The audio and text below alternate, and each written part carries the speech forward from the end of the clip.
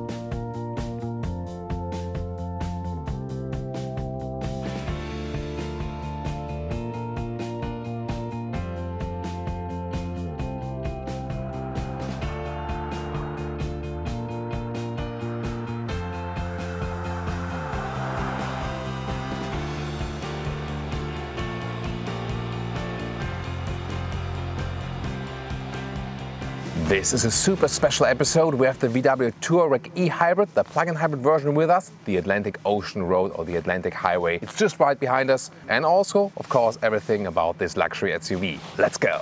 And we're also going to compare the second plug-in hybrid version, the Touareg R, both exterior and also in driving.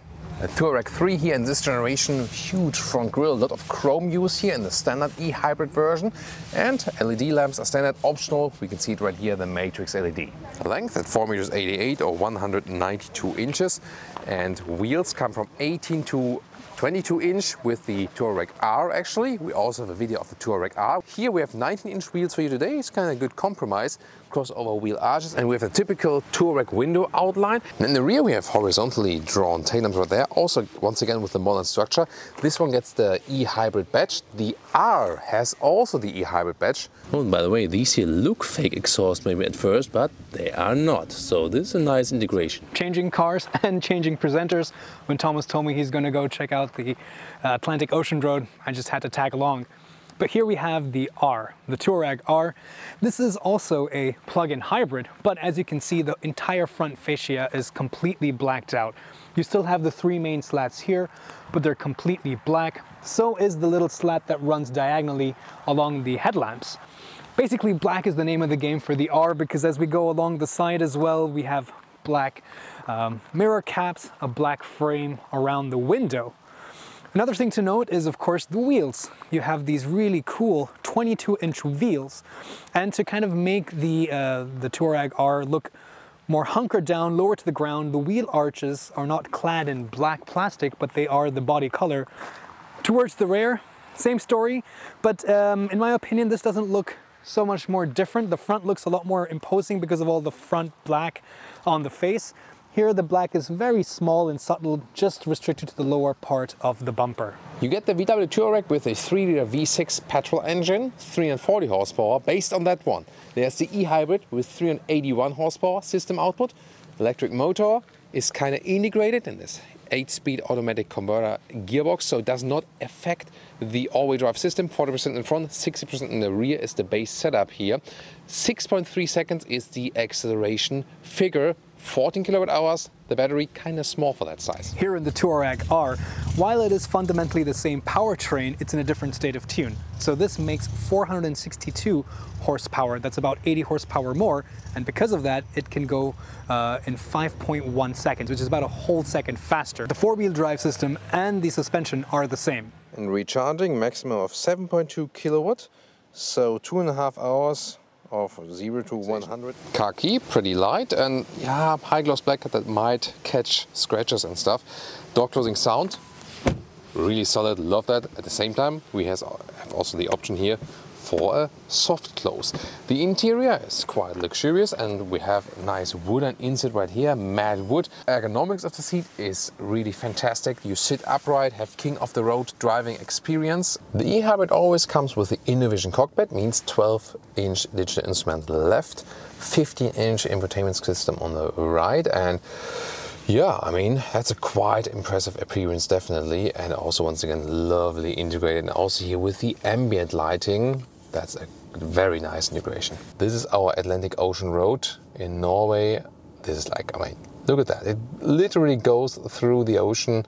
What a beautiful piece. You've always seen some of the picture. And you can see here, this is like really literally on the coast of Norway. If I put it on north up. And the Apple CarPlay integration. Let's take a look at that. There it is. Yeah.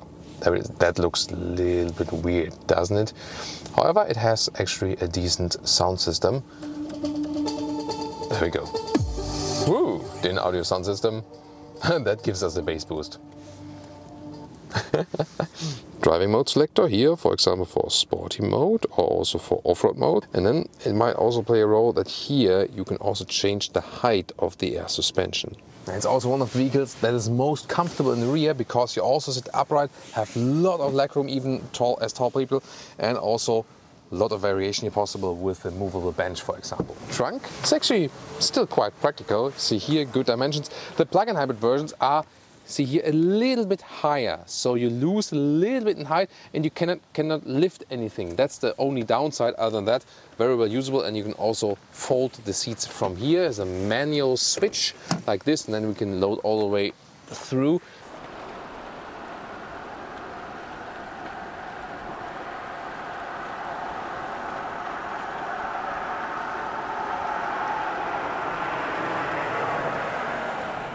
Welcome here to a special driving part on the Atlantis Highway.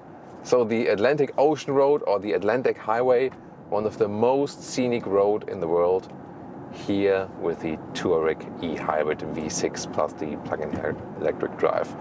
So, wow. This already starts amazing. Here the V6, by the way, 3-liter V6 petrol engine, that's where it's based on, 340 horsepower. And here in the plug-in hybrid drivetrain, the E-Hybrid 381.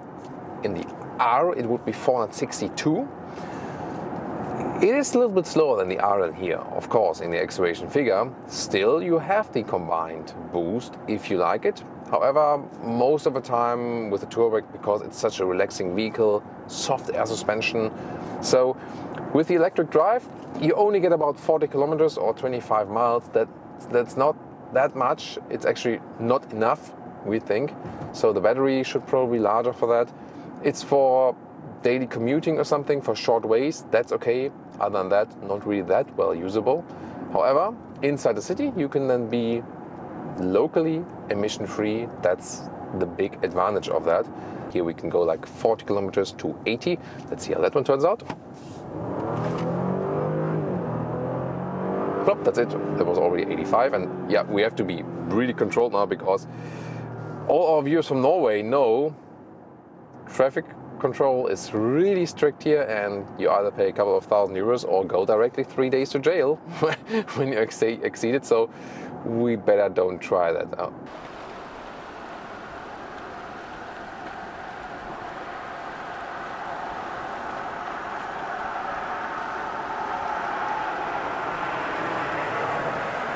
All right, so now we are in the R, the Touareg R, with 462 horsepower, 5.1 seconds for 0 to 100 kilometers an hour or 0 to 62 miles an hour. By the way, in pure electric, you can go up to 140 kilometers per hour. That's about 90. I'm interested in what it can do in the sport mode, and more importantly, how it compares to the standard Touareg hybrid. So first of all, the engine sound isn't that great. Either in the R or in the standard. While it's acceptable and understandable in the standard plug-in hybrid, I was kind of hopeful that the engine sound would be much nicer here in the R. When I think of Volkswagen R, I think of the Golf R and that raspy, naughty 2-liter 4-cylinder turbo and the burbling sound and the spitting, and you know, I want some excitement. And that's not here. Is this extra power really making a big difference? Well, the short answer is not really. It's kind of giving you that boost, And that boost is most prominent in the first 0 to 30 kilometers per hour. That's where that instant torque from the electric motor makes a big difference. And with the standard plug-in hybrid, you get that anyway. So what you're really getting with the Touareg R is bragging rights that you have a Touareg R with 462 horsepower, and the really nice cosmetic visual package, which, to be honest, I prefer. So ultimately, who is the Touareg R for? It's for the person who doesn't mind spending extra money to get a little bit of extra power, and basically for the way the R looks.